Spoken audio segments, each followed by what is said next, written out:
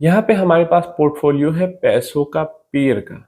And इस तरीके की जो गलतियां होती है ना, मतलब बिगिनर लोग ज्यादा करते हैं, इंटरमीडिएट लोग भी ऐसी गलती नहीं करते हैं। अब जो पोर्टफोलियो है, वो पोर्टफोलियो के अंदर 17 फंड्स है, 17 फंड्स हैं। इनका जो टोटल 17,000 की एसआईपी है, तो मतलब एक एक हजार की सब में एसआईपी जा रही होगी। एंड 20 साल का गोल भी है, 20 साल का गोल है, 17,000 की एसआईपी और 17 फंड्स ले रखे हैं। बिल्कुल ये सही नहीं है। हर कोई, मतलब ज्यादातर लोगों को ये समझ में आता है कि इतने फंड्स नहीं रखने चाहिए पोर्टफोलियो में। अब ज्यादा फंड्स रखने से दिक्कत क्या होती है, एक तो इनको मैनेज करना मुश्किल हो जाता है, और दूसरा पूरा मार्केट ही जब हम खरीद लेंगे तो हमारा रिटर्न मार्केट बीटिंग कैसे हो पाएगा, हमारा रिटर्न तो एवरेज हो जाएगा। मार्केट बीटिंग रिटर्न के लिए हमें पोर्टफोलियो थोड़ा सा, एक तो एक भी फंड रखते हैं तो 50 स्टॉक में इन्वेस्टमेंट हो जाती है। फिर भी 2 3 4, मतलब कोशिश करना है कि फंड को थोड़ा कॉन्सेंट्रेटेड रखे ताकि हम मार्केट को बीट कर पाए। 17 20 50 फंड रख के हम मार्केट को बीट नहीं कर पाएंगे। जैसे यहीं पे अगर हम देखते हैं तो Parag Parikh flexi cap fund, SBI, मतलब एक फ्लेक्सी कैप फंड, एक कॉन्ट्रा फंड, एक tech fund, then small cap fund, then Nifty 100 index fund, then again small cap fund, Nifty 500 momentum fund, opportunity fund, small cap fund, 150 mid cap index fund, small cap 250 index fund. बहुत बहुत बहुत यहाँ पे रायता पूरा फैला हुआ है, पूरा खिचड़ी बन गया पोर्टफोलियो। अब देखिए, बहुत सारे बिगनर लोग होते हैं, मैं उनको यहाँ पे सिंपल सा रूल बता देता हूँ पोर्टफोलियो बनाने का क्या रूल होता है। जब हम 5 साल के लिए, देखिए जितना भी पैसा हमारे पास 5 इयर्स के लिए है, उसे हम सिंपली फ्लेक्सी कैप फंड में इन्वेस्ट कर सकते हैं।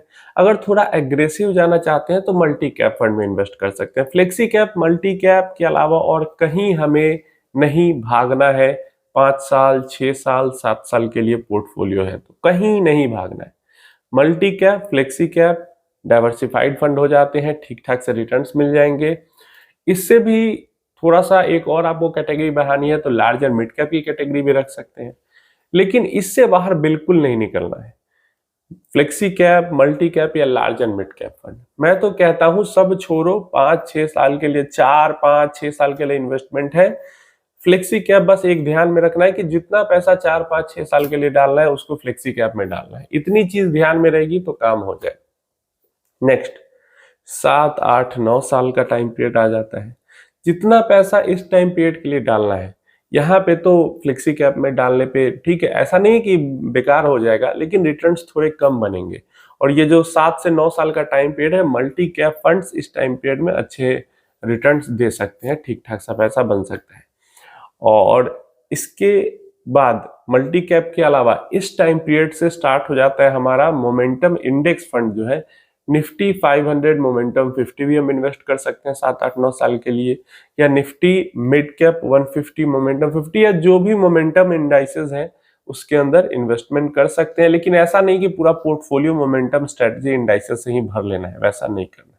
ठीक है, तो mid cap fund, momentum fund, momentum index fund, multi cap fund, ये इनके अंदर इन्वेस्टमेंट की जा सकती है 7 से 8 9 साल के लिए। तीसरा जो होता है, जब हमें 10 साल के लिए इन्वेस्टमेंट करना होता है या 10 साल से ऊपर के लिए इन्वेस्टमेंट करना होता है, तो यहाँ पे सबसे सुटेबल जो फंड्स हो जाते हैं वो माइक्रो कैप इंडेक्स फंड हो जाता है, या स्मॉल कैप फंड हो जाता है, या फिर जो यही मोमेंटम इंडेक्स है ये हो जाते हैं। तो यही एक बेसिक रूल और यही एक बेसिक लॉ पे हमें चलना होता है।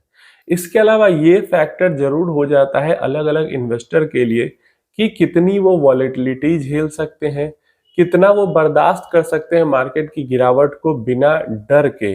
ऐसे नहीं हो कि मार्केट गिरे और डर के एग्जिट कर दे, और इसी के अकॉर्डिंग वो अपने पोर्टफोलियो में लार्ज कैप, मिड कैप या स्मॉल कैप का एक्सपोजर बनाते हैं। लेकिन बेसिक लॉ यही फॉलो करनी है, रूल यही फॉलो करनी है। ऐसा नहीं कि फ्लेक्सी कैप में 15 साल के लिए इन्वेस्ट करेंगे तो पैसा डूब जाएगा ऐसा नहीं होता है। लेकिन फ्लेक्सी कैप की जगह स्मॉल कैप में 15 साल के लिए ज्यादा बेहतर परफॉर्मेंस मिल सकती है। तो अगर वॉलेटिलिटी झेलने की क्षमता है तो वो चूज करना ज्यादा बेहतर ऑप्शन है। लार्ज कैप को फोकस करें जब हमारे पास 5 6 साल का ही टाइम हो, मिड कैप को फोकस करें जब हमारे पास 7 8 साल का ही टाइम हो, और स्मॉल कैप माइक्रो कैप को फोकस करना चाहिए जब हमारे पास 10+ ईयर का टाइम हो। बेसिक हर बिगनर अगर इस रूल को फॉलो कर ले तो बस कोई परेशानी नहीं हुई, कोई दिक्कत नहीं होगी, पोर्टफोलियो बढ़िया बना रहेगा। प्लस जो जितने भी सारे सेक्टोरल फंड्स हैं, थीमेटिक फंड्स हैं, 50 तरीके की रिटायरमेंट फंड है, चिल्ड्रन सेविंग फंड है, इन सब से दूर रहना है। ये सब इन्वेस्टर के फायदे के लिए नहीं होते हैं, ये सब एसेट मैनेजमेंट कंपनी के फायदे, म्यूचुअल फंड्स के फायदे की चीज है। तो म्यूचुअल फंड ने हमें 50 चीजें ऑफर कर दी है, इसमें से हमारे फायदे की क्या चीज है ये चुन के हमें खुद को ही इन्वेस्ट करना है।